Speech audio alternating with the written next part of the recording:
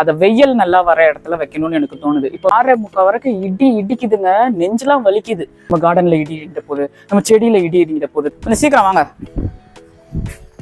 பாருங்க, இப்படி வந்து எடுத்துடணும். இந்த கொடுமையை பாரு, ஒரு கிருணி பழம் கீழே விழுந்து வள்ளி கையில ஏறினா என்ன பலன்? தொடப்பத்தால நான் என்ன பண்ணுவேன், அப்படியே பெருக்கிட்டு ப்ரஷ் பண்ணிட்டு, இன்னைக்கு கொஞ்சம் உடல் உழைப்பு தான் மட்டும் விட்டுட்டு மீதி சுத்தி வீடு ஃபுல்லா வருது பாத்தீங்களா, அந்த வீட்டுக்கு எந்த பாதிப்பும் வராத வகையில இந்த வீட்டு கூட அதே கலர்ல அடிச்சிருங்க. இந்த மாதிரி இருந்தா எப்படி எங்களுக்கு செட் ஆகாது, நல்லா இருக்காது அப்படி இப்படின்னு ஒத்துப்பாங்க. பெட்ரோல் போட்டீங்க, பே பண்ணாமே நகர்த்திட்டு போறீங்களே அப்படின்னு. தமிழ்நாட்டுல இருந்துட்டு நம்ம தமிழ்நாட்டு மக்கள் வந்து நம்மள எதுவுமே பேச மாட்டாங்க. 4-5 பேரை சந்திச்சிருக்கேன். 4-5 பேருமே என்கிட்ட முறையாவே நடந்துக்காத ஒரு நார்த் இந்தியன்ஸா தான் இருந்திருக்காங்க. முன்னப்பின்ன தெரியாதவங்கள அசிங்கமா பேசுறதுக்கு எப்படிதான் வாய் வருதோ. கடவுள் மேல பாரத்தை போட்டுட்டு பெண் பூ பூத்துருக்கு, வீணா போயிருக்கா இந்த பாலினேஷன். இன்னைக்கு விளாக்ல வந்து நாம நித்திய மல்லி செடி அது ஒன்றை மாத்தி வச்சோம் ஒரு ஷார்ட்ஸ்ல, புரியுதுங்களா? அதுதான் இது. ஒரு குச்சி மட்டும் வச்சோம், அது நல்லா வளர்ந்து மாடியில ஏகப்பட்ட பூக்கள் வந்து வைக்க தொடங்கியிருக்கு. சரி, ஒரு செடியை நம்ம மாத்தி வச்சோம், அது நல்லா தளைஞ்சதுன்னு சொல்லிட்டு இன்னொரு விளாக்ல வந்து என்ன பண்ணேன், இன்னொரு நித்திய மல்லி அதுல நான் மாத்தி வைக்கும் போது எனக்கு 5 செடி கிடைச்சது. அதனால அப்படியே வாங்கலாம், அதை வந்து நான் இந்த மாதிரி தொட்டிகளில் மாற்றி வச்சேன். சரி, இது ஃபஸ்ட்டு தலையிட்டோம். இப்படி வந்து காமிங்க, 1 2 3 அப்புறம் 4, இதை பாருங்க, 4 5. இது தலைஞ்சா அதுக்கப்புறம் நம்ம பார்க்கலாம் அப்படிங்கிற மாதிரி நான் விட்டு வச்சிருந்தேன். பார்த்தா இது 25 நாள்ல நல்லா தலைஞ்சு இங்கே பாருங்க, புது புது லீஃப் 5லையுமே வருது. எப்போதுமே நம்ம மாற்றி வைக்கும் போது நம்மளுக்கு வந்து நம்பிக்கை இருக்காது, ஏதாவது 1-2 போயிடும், மீதி தான் வரும். அப்படியே மாற்றி வைக்கும் போது வேரெல்லாம் கட் பண்ணி ஒரு தொட்டியில புதுசா வைக்கிறோம் அப்படிங்கிற போது என்ன நடக்கும் அப்படின்னா, அது கொஞ்சம் ஒரு மாதிரி இருக்கும்ல, வேரெல்லாம் கட் பண்ணும்போது ஷாக் அப்படிங்கிற மாதிரி இருக்கும். அதனால ஒரு நிழல் பாங்கான இடத்துல வச்சா அது வேரெல்லாம் விட்டு தலைஞ்சு இந்த மாதிரி இலத்துல வளர்த்துக்கு வாட்டமா இருக்கும். இப்போ எனக்கு என்ன தோணுதுன்னா, இந்த நித்தியமல்லி அப்படிங்கிறது வந்து வருடம் முழுவதும் பூக்கக்கூடிய ஒரு செடி. பனிக்காலமா இருந்தாலும் வரும், மழை காலமா இருந்தாலும் சரி, வெயில் காலமா இருந்தாலும் சரி வந்துட்டு தான் இருக்கும். மற்ற மல்லிகை கூட இந்த நித்தியமல்லியை வந்து கம்பேர் பண்ண முடியாது. போன வருஷம் மார்கழி பனியில வந்து 2 முறை நித்தியமல்லியை அறுவடை பண்ணி நான் ஷார்ட்ஸ் போட்டேங்க. சூப்பரா இருக்கும் அப்படியே அந்த பூ பார்க்க, இவ்வளோ கிடைக்கும்னு சொல்ல வரேன். ஸோ அங்கே போகலாமாங்க. அதனால இதை நான் இங்கே வச்சுட்டு இந்த கைப்பிடி செவர்லாம் ஏதோ செவந்தி பூலாம் இருக்கு. இது எப்பயோ கோடை மழை பெஞ்சிருக்கும் பார்த்தீங்களா, அப்போ நான் அடிக்கிறதுன்னு நினைக்கிறேன். இப்போ எனக்கு என்ன தோணுது அப்படின்னா, இந்த நித்தியமல்லி பக்கத்துலயே அதை வெயில் நல்லா வர இடத்துல வைக்கணும்னு எனக்கு தோணுது. இப்போ வந்து அது ஷெட்டுக்கு கீழே இருக்கு. வெயில் நல்ல இடத்துல வஞ்சி வைக்கும் போது பனியோட சேர்த்து அதிக வெயில்ல அதிகமா அது நல்லா வளரும், அதிகமா பூ கொடுக்கும். நித்தியமல்லியோட கேரக்டர் அப்படிதான். இங்க சென்னை கிளைமேட்டை பொறுத்த வரைக்கும் மழை பெய்யறப்ப பெய்யுது, காலையில அடி புடி அப்பா 5:45 இருந்து 6:45 வரைக்கும் இடி இடிக்குதுங்க, நெஞ்செல்லாம் வலிக்குது. தொடர்ந்து 1 hour இடி மட்டுமே இடிச்சு பயங்கர மழை. அந்த மாதிரி இடி இடிக்கும் போது யாரும் வெளியவே போகாதீங்க, ரொம்ப தப்பு. அதுவும் என் கார்டன் பொறுத்த வரைக்கும் நிறைய செடிகள் இருக்கா, எனக்கு அந்த இடி இடிச்சாலே வந்து பக்கு பக்குன்னு இருக்கும். ஐயோ, நம்ம கார்டன்ல இடி இடிக்கிற போது, நம்ம செடியில இடி இடிக்கிற போது, தர உடஞ்சிட போது, கைப்பிடி செவரு விரிசல் விட்டுருமா அப்படின்னு எனக்கு ஒரு பயமா இருக்கும். அந்த இடி நின்னாதான் எனக்கு நிம்மதியே வரும். ஏன்னா இடி வந்து மரம் செடிகள் இதுல தான் வந்து இறங்கும். அதனால எனக்கு அந்த மாதிரி பயமா இருக்கும். அப்புறமா அது மழை நின்று போச்சு. அப்புறம் பார்த்தா மத்தியானம் ஒரே 37 டிகிரி செல்சியஸ் வெயில் போட்டு தாக்குது. இப்போ கூட கொஞ்சம் மாட்டமா தான் இருக்கு. இப்போ நம்ம என்ன பண்ணோம், இந்த செவந்தி பூவெல்லாம் எடுத்துட்டு போய் வேற ஒரு இடத்துல வைக்கணும். அப்படியே வாங்கலாம், கொஞ்சம் சீக்கிரம் வாங்க. இது பாத்தீங்களா, இங்க வந்து நம்ம ஒரு காலகட்டத்துல கிருணி பழம் அது வந்து இதுல வளர்ந்துட்டு இப்ப கூட காஞ்சி போய் பாதியிலே தொங்குது பாருங்க. அதாவது கிருணி பழம் வந்து அடிச்ச மழை, சரியான கிளைமேட் இல்ல, அதுல வந்து இது தொங்குது. இப்ப இது பாருங்க, அப்படியே மேல காட்டுங்க. இது நல்ல ஒரு வெயில் வர இடங்க, சூப்பரான வெயில் வர இடம். இந்த இடத்துல வந்து செவந்தி எல்லாம் அடுக்கலாம். நம்ம அதுக்கு என்ன பண்ணணும், ஃபர்ஸ்ட் நம்ம இந்த தொட்டியை எடுத்துருவோம். பாருங்க, இது வந்து எடுத்துடணும். எடுத்துட்டு செவ்வந்தியை வந்து நான் இப்ப பாருங்க, இப்ப வந்து மழை பெஞ்சுதா, மழை பெஞ்சதுல அதுலயும் தொட்டிலாம் பயங்கர வெயிட்டா இருக்கு. வா பிஞ்சுக்கோ, இப்படி இது அவ்வளவுதான் இதோட கதி. இனிமே கிருணி பழம்லாம் சுத்தம் வராது. இதை இப்படி ஒண்ணு மேல ஒண்ணு அடுக்கி இப்படி தள்ளுவோம். செவ்வந்தியையும் இனிமே சீசன் எப்படி இருக்கு பாத்தீங்களா, இது ஒண்ணு மேல ஒண்ணு வைப்போம். ஃபுல் வெயில்ல ஃபுல் மழையில அப்படி வச்சாதான் சீசனுக்கு நம்மளுக்கு நல்லா பூ பூக்கும். இந்த கொடுமையை பாரு, ஒரு கிருணி பழம் கீழே விழுந்து, என்னது அது வள்ளியா? வள்ளி கையில ஏறினா என்ன பலன் அவசியம் கமெண்ட்ல சொல்லுங்க. இங்க பாருங்க, இங்க ஏறிடுச்சு. கிருணி பழத்தை விடு, பயப்படாதீங்க. கேமராமேன் எல்லாம் பயப்படுறாரு. மாடி தோட்டம்னு வந்துட்டா பள்ளி பூச்சி எறும்பு மரவட்டை எல்லாமே ஏறுது. இந்த மாடி தோட்டத்துல பாருங்க கிருணி பழம் உளுந்து பழுத்து கிடக்குது. இது நம்மளுக்கு தெரியாம இருக்கு பாருங்க. சரி, அதை விடுங்க. இப்ப இந்த தொட்டி இருக்கா, இதுக்கு மேல நம்ம இன்னொரு குரோப் அதை வைப்போம், பார்த்து வைப்போம்.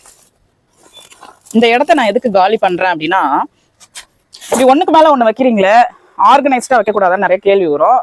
இங்க இருந்து இந்த ஷெட்டு கடையில எல்லாம் தூக்கிட்டு போனோம்னா ரொம்ப கஷ்டங்க. இப்போதைக்கு இந்த இடத்த நம்ம காலி பண்ணணும். காலி பண்ணிட்டு குளிர வச்சு இந்த மண்ணெல்லாம் அள்ளிடணும். அங்க செவந்தி பூவை அடிக்கணும். இப்ப இந்த தரையில இருக்க மண்ணை தான் நான் வாடுறேன். ஆக்சுவலி இந்த காலையில மழை பெஞ்சது பார்த்தீங்களா, அதனால இந்த மண் வந்து ஈரமா இருக்கு. இல்லைன்னா காஞ்ச மண்ணு தான் இருந்திருக்கும். தொடப்பத்தால நான் என்ன பண்ணுவேன், அப்படியே பெருக்கிட்டு ப்ரஷ் பண்ணிட்டு தொட்டியே வச்சிருப்பேன். இப்போ என்ன பண்ணணும், இங்க வைக்கக்கூடாது. இந்த மண்ணு நல்லா காயணும், இந்த இடம் காயணும். ஸ்டாண்டை தூக்கி அங்கே போட்டிருக்கேன் பாருங்க, இங்கே போட்டிருக்கேன் பாருங்க ஸ்டாண்டை. இந்த மண்ணை ஃபுல்லாத்தையும் சுரண்டிட்டு ஒரு நாள் விடணும். இன்னைக்கு நைட்டு மழை பெய்ஞ்சதுன்னு வச்சுக்கோங்களேன், இது அப்படியே அடிச்சுட்டு ஓடிடும். அடிச்சுட்டு ஓடிட்டு போய் வேற எங்கேயாவது நிற்கும். அது மொத்தம் இந்த இடம் காஞ்சி போய் சுத்தமாயிடும். அப்புறமா அந்த ஸ்டாண்டை எடுத்து வச்சுட்டு அந்த செவந்தி பூச்செடியெல்லாம் அங்கே எடுக்கணும். அங்கே இடம் காமிங்க, காலியாக இருக்கு பாருங்க, கொண்டு வந்து அடுக்கி வச்சுக்கணும். வச்சுக்கிட்டு தரை சுத்தமானதும் இமீடியட்டாக அப்படியே தூக்கி வச்சிட வேண்டியதுதான். ஆக்சுவலி இங்கே இந்த ஸ்டாண்ட் வந்து 2 வருஷமா இருந்தது.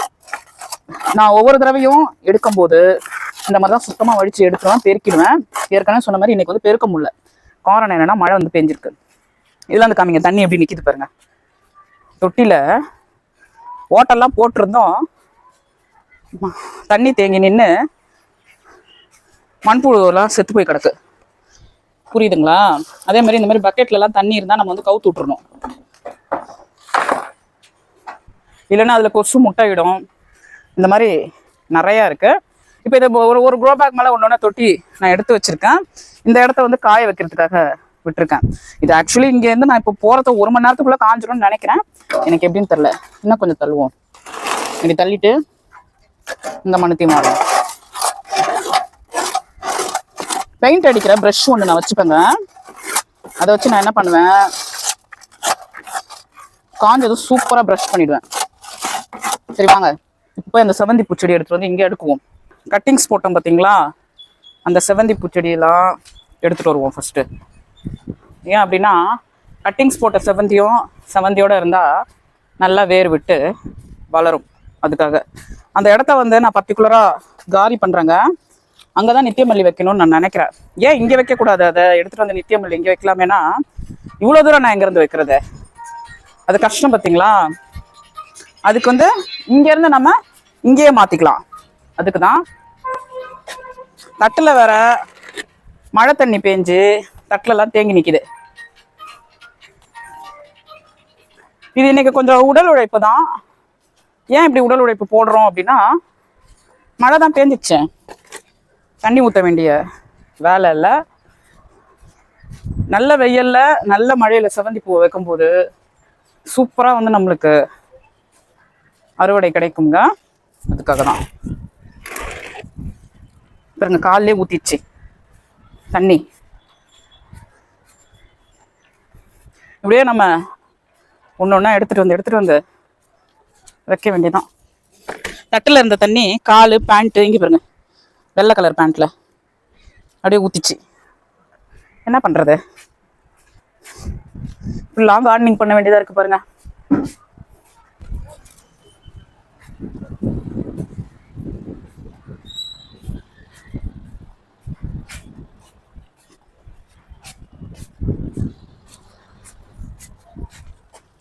இன்னைக்கு வந்து எனக்கு மனசே சரியில்லை. ஏன் அப்படின்னா, என் வீடு பின்னாடி ஒரு வீடு கட்டுறாங்கன்னு சொன்னேன் பார்த்தீங்களா, அந்த வீடு வந்து நடுவில் இருக்கும். இந்த கட்டுற வீடு, அதாவது கிரவுண்ட் ஃப்ளோர் வந்து 20 வருஷமா இருக்குது. அதுக்கு மேலே தான் ஃபர்ஸ்ட் ஃப்ளோர் கட்டுறாங்க. அதை சுற்றி ஃபுல்லாக வீடு தான்.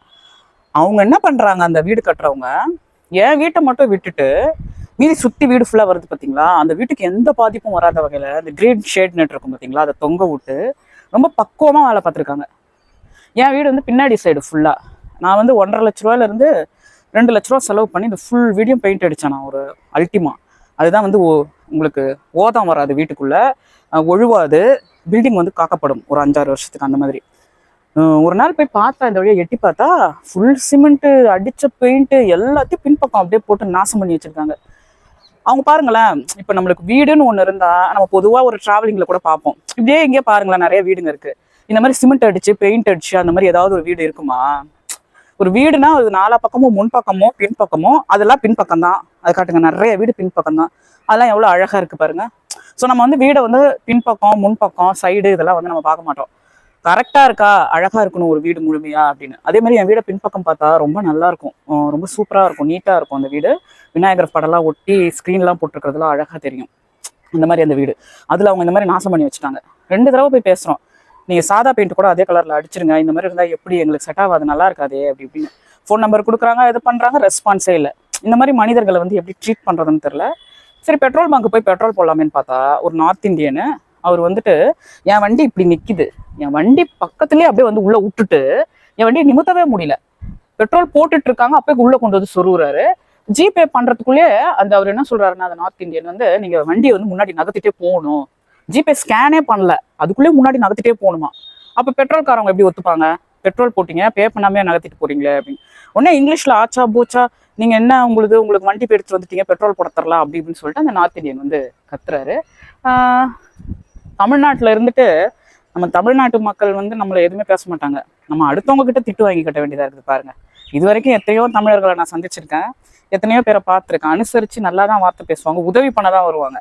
இவங்க வந்து பாருங்களேன், அந்த நார்த் இந்தியன் வந்துட்டு இது வரைக்கும் நான் நிறைய பேரை சந்திச்சிருக்கேன், ஒரு மாதிரி அசிங்கப்படுத்துறதுக்கு தான் பார்ப்பாங்க அடுத்தவங்கள. அது என்ன எப்படின்னே எனக்கு தெரியல. நம்மலாம் ஒரே இனம் ஒரே இந்தியன்ஸ் அப்படிங்கிற மாதிரி யோசிக்கவும் மாட்டாங்க.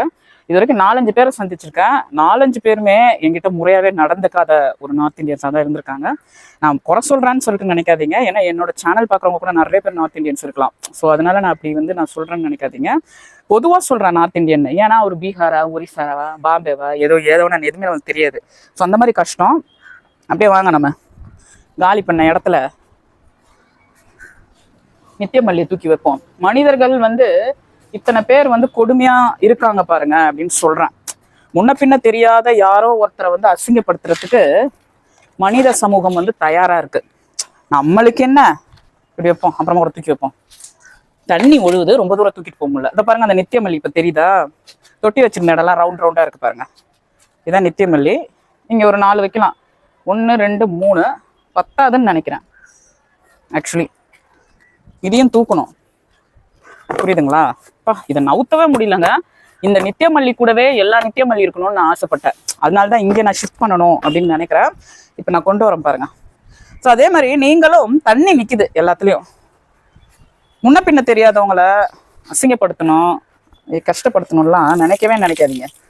எல்லாரும் மனித இனம்தான், எல்லாருக்கிட்டையும் வந்து நல்லா நடந்துக்கணும் அப்படின்னு தான் பார்க்கணும்.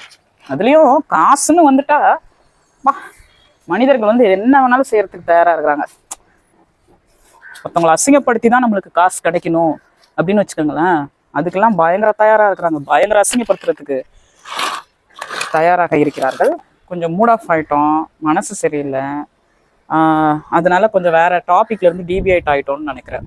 பொதுவாகவே நான் சொல்றேன், இந்த மாதிரி முன்னப்பின்ன தெரியாதவங்கள அசிங்கமா பேசுறதுக்கு எப்படிதான் வாய் வருதோ அதை விடுங்க. தெரிஞ்சவங்களே சொந்தக்காரவங்களே நம்மளை அசிங்கப்படுத்தும் போது முன்னப்பின்ன தெரியாதவங்க அசிங்கப்படுத்தி என்ன ஆக போகுது? கடவுள் மேல பாரத்தை போட்டுட்டு இப்படியும் மனிதர்கள் இருக்கிறாங்க, இவங்களுக்குலாம் ஏதாவது நல்ல வழி காட்டுன்னு யோசிச்சு நம்ம போக வேண்டியதான். இப்போ நித்தியமல்லியை நான் கொண்டு வந்துட்டேன். இந்த நித்தியமல்லி கூட 2 வச்சிருக்கேன், இங்க 3 வச்சிருக்கேன்.